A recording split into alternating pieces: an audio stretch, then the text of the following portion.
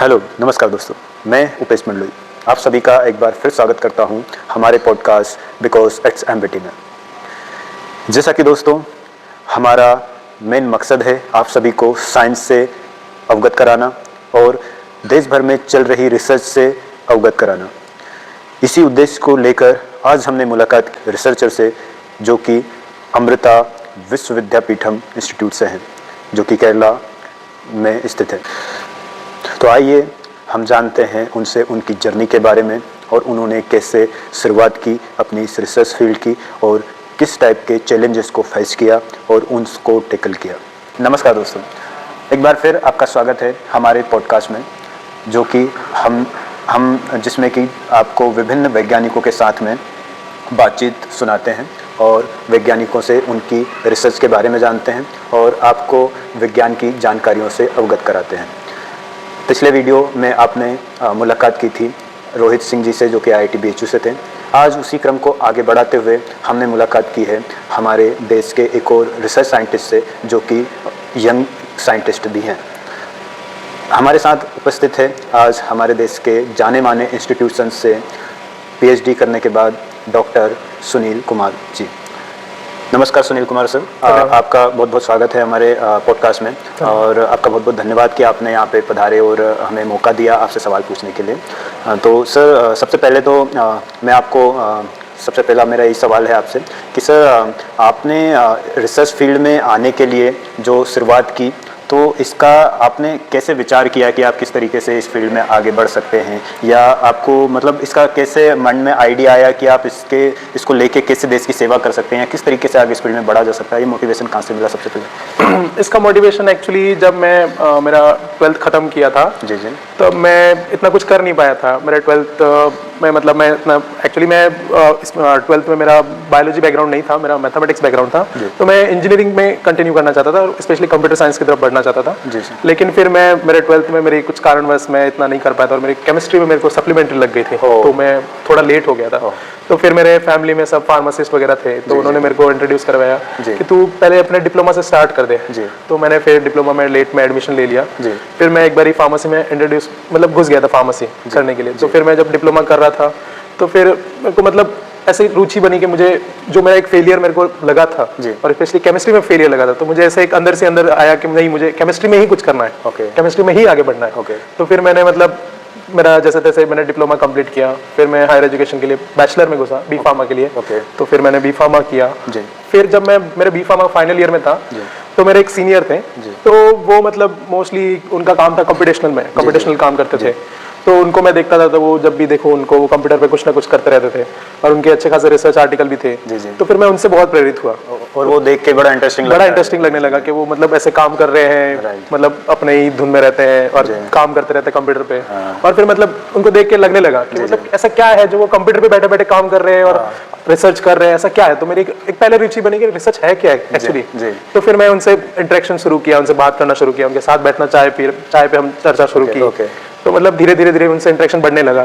तो उसी दरमियान मेरा बी फार्म मेरा 3rd ईयर कंप्लीट हो गया था और मैं 4th ईयर में एंटर होने वाला था। तो फिर उनसे मुलाकात होती रही, मतलब हम ऐसे पहले चाय पे चर्चा करते रहे। फिर धीरे धीरे उनसे बातें हुई कि मतलब कैसे उन्होंने रिसर्च स्टार्ट की, क्या वगैरह ऐसे। तो फिर मैं उनसे बहुत प्रेरित हुआ। तो फिर उन्होंने मुझे सबसे पहले मेरे बी फार्म फाइनल ईयर में ही मेरे को एक कंप्यूटर साइंस मतलब कंप्यूटर केमिस्ट्री के मतलब जो फील्ड है उसमें मेरे को उन्होंने रिसर्च के बारे में बताया। तो फिर मैं उनके साथ रहता था, तो उन्होंने फिर सिखाया मुझे कि क्या होता है ये सब चीज़ें।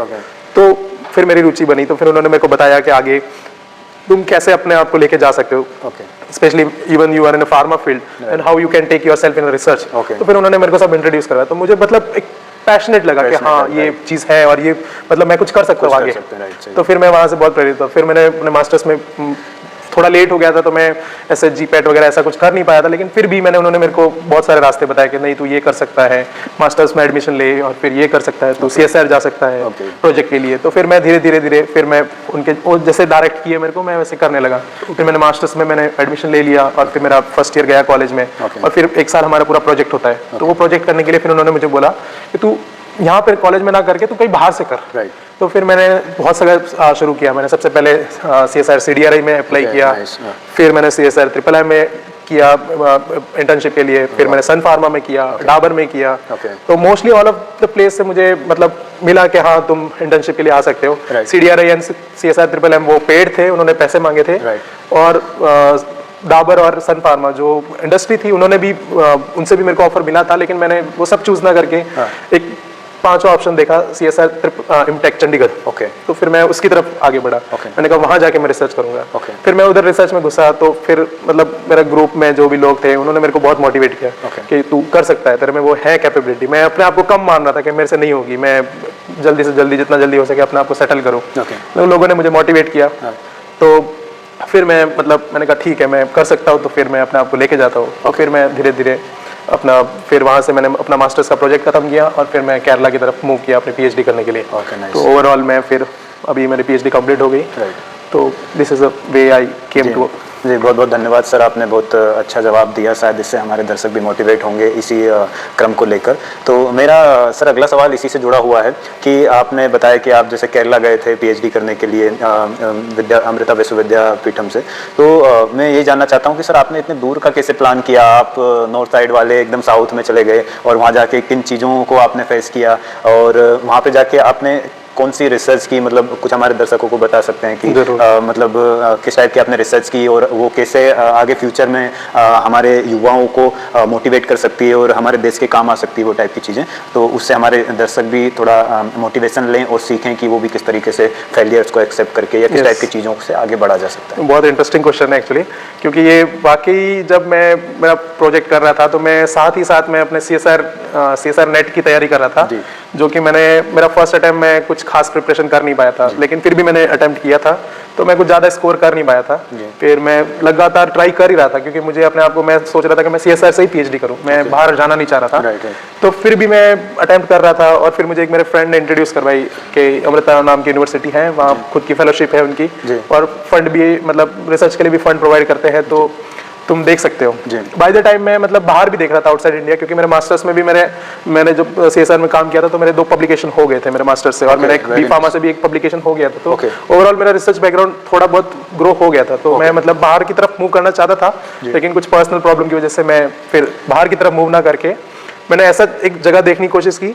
एक्चुअली मैं जब एक गांव से बिलोंग करता हूँ और एक गांव से बिलोंग करता हूँ तो मतलब ऑब्वियसली अपने यहाँ इंडिया में मोस्टली इन गांव विलेज में मतलब इंग्लिश का एक बहुत बड़ा वो एक चीज रहती है कि मतलब लोगों को हम देखते हैं कि वो इंग्लिश में बात कर रहे हैं, तो ही पढ़ा लिखा है भाई। हाँ, जो भी हो मतलब, लेकिन एक हम मतलब उस टाइम मैं अपने आप को फील कर रहा था कि मतलब क्या है ये चीज इंग्लिश ऐसी जो मतलब बांध रही है मुझे कि मैं बाहर जाने के लिए एक बार सोच रहा हूँ कि मैं बाहर जाऊंगा तो मैं इंग्लिश में कैसे अपने आप को रखूंगा। तो फिर मैं ऐसी जगह ढूंढ ही रहा था और मतलब किस्मत ने मेरा साथ दिया और इंडिया में ही मुझे एक ऐसी जगह मिल गई जहाँ मुझे हिंदी के उस बॉक्स से बाहर निकल के कुछ और सोचना है और कुछ करना है। क्योंकि केरला में ऐसा है कि मतलब इवन डायरेक्टली आप इतना प्रेफरली हिंदी बात करना नहीं करते लोग, और मोस्टली आती भी होती है, नहीं करते और इंग्लिश में प्रेफर ज्यादा करते हैं। तो वो मुझे एक बहुत अच्छा प्लेटफॉर्म मिला। तो फिर इवन दो स्टार्टिंग में मेरे को बहुत चैलेंजिंग रहा बात करना, क्योंकि मेरा गाइड जो थे उनको हिंदी आती नहीं थी, तो उनको इंग्लिश ही आती थी, उनको हिंदी में भी थोड़ी बहुत समझ में आती थी। तो क्या भाई कैसा है, क्या भाई कैसा है, ठीक है, खाना खाया, इतना ही हिंदी आता था, उतना इनका हिंदी आता नहीं था। फिर भी मैं मतलब मेरे कुछ फ्रेंड्स थे उनको हिंदी इंग्लिश मलयालम तीनों आती थी, तो वो मेरे को बहुत हेल्पफुल रहा। तो फिर धीरे धीरे मैंने अपना काम स्टार्ट किया। पहले जो मैंने CSR में काम सीखा था उसी से थोड़ा शुरुआत की मैंने अपने काम को लेके। मोस्टली एक as a north Indian south में जाके रहना, और स्पेशली मैं जब वहाँ गया था तो इतने नॉर्थ इंडियंस थे ही नहीं, मतलब मैं एक था और एक दो और कोई होंगे तो होंगे, लेकिन मोस्टली साउथ से ही थे और किसी किसी को हिंदी आती थी, तो बहुत बड़ा चैलेंजिंग था। और मैंने उन सब में चूज किया कि मेरे को अच्छी अपॉर्चुनिटी मिली है, तो मैंने अपने आप पे इंग्लिश में भी फोकस किया उस टाइम। रिसर्च में मेरा इंटरेस्ट ऑलरेडी बढ़ गया था, मतलब मैं जब CSR लैब में था तो फिर मैंने वहाँ से फिर अपने आप को थोड़ा इंग्लिश की तरफ फोकस किया और रिसर्च में और ज़्यादा फोकस किया। तो मतलब फूड खाने को लेके भी बहुत चैलेंजेस थे, क्योंकि ऑब्वियसली मैं एक वेजिटेरियन हूँ और केरला में वहाँ पे सी फूड को बहुत ज़्यादा प्रेफर किया जाता है, तो वो थोड़ा सा था। लेकिन फिर भी मैंने अपने आप को थोड़ा ऑब्वियसली एनवायरनमेंट भी डिफरेंट और बहुत सी चीजें डिफरेंट थी मेरे लिए, लेकिन मैंने अपने आप को ढालने की कोशिश की उसमें, डेडिकेशन के लेके मेरे को बस ऑब्वियसली लोगों का सपोर्ट मिला और डेडिकेशन जो भी है मतलब जहाँ से भी मिल रही थी मुझे, मैंने उसको लेके फिर मैंने कहा ये तो करना ही है, अब इसमें पीछे नहीं हटना है। तो फिर ओवरऑल फिर मैंने फाइट करते हर पड़ाव पे मैंने फाइट किए हैं और फिर धीरे धीरे कंप्लीट अग्रसर बढ़ा आगे पीएचडी की ओर। जी जी बिल्कुल, धन्यवाद सर जी। सर इसी में मेरा एक जुड़ा हुआ सवाल ये भी है कि सर जैसे आपने वहाँ पे बहुत सारी चीज़ें फेसेस की, उसके बावजूद भी आपने सर आपके पीएचडी के दौरान आपके लेबोरेटरीज में किस टाइप की रिसर्च की, हमारे दर्शक जानना चाहेंगे कि कौन से डिसीज पे आपने काम किया और मतलब किस टाइप की चीज़ों पे आपने काम किया, तो वो जरा हमारे दर्शकों को। वैसे मेरा काम मोस्टली सिंथेटिक वर्क पे था स्टार्टिंग में, और मतलब डिजाइनिंग काम था मेरा। केमिस्ट्री, केमिकल स्मॉल मॉलिक्यूल्स जो कि हम बोलते हैं ड्रग्स, तो वो उनको कैसे डिजाइन किया जाता है, उनको कैसे बनाया जाता है, तो उस पे मैं पहले मेरा फोकस पहले उस पे था कि मैं एक नया मॉलिक्यूल डिजाइन करना है। पर मोस्टली मेरा काम दिमाग न्यूरोजेनेटिव डिसऑर्डर पे था, मतलब पार्किंसन, अल्जाइमर, ऐसी डिजीज पे मेरा काम था। मेरा काम पार्किंसन पे था मेरा वर्क। तो उसके लिए मैं कैसा एक मॉलिक्यूल बनाऊं कि मतलब वो मतलब इफेक्टिव भी हो और मतलब लेस टॉक्सिक भी हो, क्योंकि मोस्टली जो भी मार्केटेड ड्रग थे उनमें साइड इफेक्ट्स आ रहे थे जी। तो मैं वो सब माइंड में वो सब मतलब जो भी प्रॉब्लम्स चल रही है करंटली में, तो उनको ध्यान में रख के मैं मतलब एक नया एंटाइटी ढूंढना चाहता था। मतलब एक नया स्कैफोल्ड देखने की कोशिश कर रहा था। तो मैंने डिजाइनिंग एस्पेक्ट में काम शुरू किया अपना कंप्यूटेशनल को लेके, जो मैं CSIR में भी कर रहा था। और फिर वो मैंने उसमें थोड़ा और अपने आप को आगे लेके गया और नई इन डेप्थ में लेके गया कि हाँ और क्या चीजें मैं नहीं कर सकता हूँ। तो पहले मैंने अपना प्राइमरी काम मेरा डिजाइनिंग था, फिर वो डिजाइन करके मॉलिक्यूल फिर मैंने उसकी सिंथेसिस की, मतलब मैंने उन मॉलिक्यूल्स को बनाया लैब में, फिर उसकी बायोलॉजिकल एक्टिविटी जो भी एस्से वगैरह करने थे वो किए, और फिर फाइनली स्मॉल एनिमल मॉडल में इन वाइवो एक्टिविटी करके मैंने वो काम खत्म किया। तो अभी वो काम हमने पेटेंट किया है, देखते हैं इन फ्यूचर कहाँ लेके जा सकते हैं। वेरी नाइस सर, आपने मतलब एक एग्जांपल सेट किया कि बिना जीपेट के भी आप साइंटिस्ट बन सकते हैं और साइंस फील्ड में बहुत अच्छा काम किया जा सकता है। तो इवन नॉट इन जीपेट, मतलब ऐसा है कि इंसान अगर करना चाहता तो कुछ भी कर सकता है, अगर नहीं करना चाहता तो उसको सब कुछ दे दो तो भी कुछ नहीं करेगा। राइट। क्योंकि आजकल हमारे युवा जो होते हैं अधिकतर या तो जीपेट नहीं निकलता है तो निराश हो जाते हैं और किसी और फील्ड में चले जाते हैं कि अब इस फील्ड में तो कुछ मिलेगा नहीं मुझे आगे जाके, लेकिन आपने फिर भी डेडिकेशन से काम किया और उसी में लगे रहे। ये एक बहुत बड़ा मोटिवेशन का पॉइंट है हमारे सबके लिए कि मतलब आपने कोई गवर्नमेंट फेलोशिप ना होने के बावजूद भी आप लगे रहे। मतलब आपने ये भी हमें बताया कि बहुत सारी फेलोशिप्स अवेलेबल होती है, जैसे CSIR की फेलोशिप्स होती है, जैसे आपने बताया CDRI में भी आप जाना चाहते थे। तो ये सारी चीज़ें एक बहुत बड़ा एग्जाम्पल सेट करती है। तो बहुत बहुत धन्यवाद कि आपने एक्सपीरियंस शेयर किया हमारे साथ में। सर इसी से रिलेटेड मेरा एक और क्वेश्चन है आपसे कि जैसे कि अभी हमारे युवा आना चाहते हैं इसी फील्ड में। जनरली हम सभी जानते हैं कि फार्मा फील्ड से बहुत कम लोग अवेयर हैं, क्योंकि कारण क्या होता है कि या तो जिनका नीट नहीं निकलता है वो लोग इस फील्ड में आ जाते हैं। जनरली मेरा जो डिस्कशन होता है लोगों से, तो उसके बाद नीट के बाद ही आते हैं, विदाउट उसके कोई उसका ना मोटिवेशन है लोगों के पास ना कोई चीज़ है।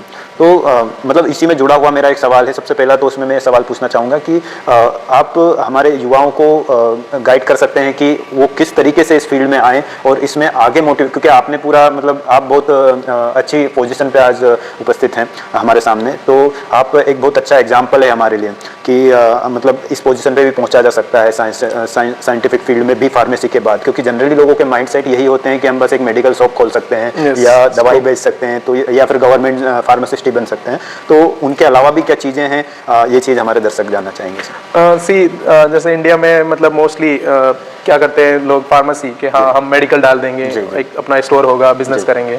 तो वो माइंड सेट लाइक अब एज वर्ल्ड वाइड हम देखें तो वो मतलब हम बहुत पीछे, हमारी माइंड सेट हमारा बहुत पीछे है, क्योंकि फार्मेसी मतलब जस्ट हम मतलब एक मेडिकल स्टोर की तरह सीमित नहीं रख सकते, क्योंकि ओवरऑल हमें ड्रग से डील करनी है। और ओवरऑल वर्ल्ड वाइड देखें तो pharma is a pharmaceutical, so obviously we need a people in this field, so who can understand better drugs and who can understand what is happening in clinical side, and they will contribute to science. So people has to come into this, but लेकिन मतलब mostly हम देखें हम मतलब हमारे colleges वगैरह आसपास में तो इतना रिसर्च इंफ्रास्ट्रक्चर नहीं है। राइट, ये बहुत बड़ा वीक पॉइंट है एक, मतलब फार्मेसी बैकग्राउंड में हम देखें तो MSc and bachelor in science and master in science in there it is there, yeah they have core, but because we are dealing with drugs mostly as pharmacist, even though in a medical store or if you go the clinical side, so pharmacist has a role to distribute the medicine and they have to take care about medicine, so they know better what is happening with medicine. So I think think people has to come out of that mentality to earn and to settle down, and they have to come out of it that, and they have to think, and then only they can grow. We will grow. So for like obviously, even the government have so many schemes to promote the research, but not in that aspect. So people are coming out of it. Definitely. So still we have to motivate the students, and we have to show what is the importance of pharmacy, and then only we can do something. Definitely. हाँ, मतलब ये बात बहुत सही है कि लोगों को आना पड़ेगा अर्निंग करना सोचते हुए, मतलब अपने आप को इस चीज में, क्योंकि अर्निंग देखो आपको क्या लगता है, ऐसा जरूरी थोड़ी है कि मेडिकल से ही होगी, आगे चल के भी हो सकती है। आपको अपना ठीक है थोड़ा टाइम देना पड़ेगा, लेकिन इस फील्ड को बहुत जरूरत है। राइट, हाँ, मतलब अच्छे माइंडसेट की, और क्योंकि हम एक जो एक मेडिसिन को एक जो एक फार्मासिस्ट समझ सकता है, आई थिंक कोई, क्योंकि वो उसका एक मतलब मेडिकल पे बैठता है इंसान, तो उसको ज्यादा पता होता है मेडिसिन के बारे में, कि वो लोग कैसे प्रेफर करते हैं, और वो एक साइड इफेक्ट भी ज्यादा सुनता है कि उस ड्रग से क्या क्या हो रहा है लोगों को। इसीलिए फार्मासिस्ट को ही मेडिकल का लाइसेंस दिया जाता है, एमएससी बीएससी को दिया जाता है। तो ऑब्वियसली उनको और आगे बढ़ के इस चीज को जानना चाहिए, और इस पे और ज्यादा योगदान देना चाहिए। डेफिनेटली ये बहुत जागरूकता का विषय है, मतलब इस पॉइंट पे। तो यही हम चीज़ें हम लोग भी दर्शकों से दरख्वास्त करेंगे कि भाई इस फील्ड में आगे से आगे आए, और कुछ कन्फ्यूजन्स या कुछ डाउट्स होते हैं इस फील्ड से रिलेटेड, तो प्लीज़ कमेंट करें और सजेस्ट करें, तो हम लोग भी आगे बढ़ पाएंगे और चीज़ों को समझा पाएंगे, क्योंकि इस फील्ड को बढ़ाने की बहुत ज़रूरत है। इसीलिए मैंने भी इस चीज़ का इनिशिएट लिया। देन सर, बहुत बहुत धन्यवाद कि आपने इस चीज़ को बहुत अच्छे से समझाया, और मुझे लगता है कि सभी को समझ भी आएगा। देन इसी चीज़ से जुड़ी हुई सर एक और सवाल मेरा बहुत है आपसे, मतलब एक मैंने लास्ट टाइम भी पूछा था, हमारे जो प्रीवियस स्पीकर थे, आपसे भी यही है कि जैसे कि हम जानते हैं कि हमारे देश में बहुत सारे बड़े बड़े इंस्टीट्यूशंस हैं, जैसे अमृता है, IITs हैं, नाइपर्स हैं, बहुत रेप्यूटेटेड इंस्टीट्यूशंस हैं।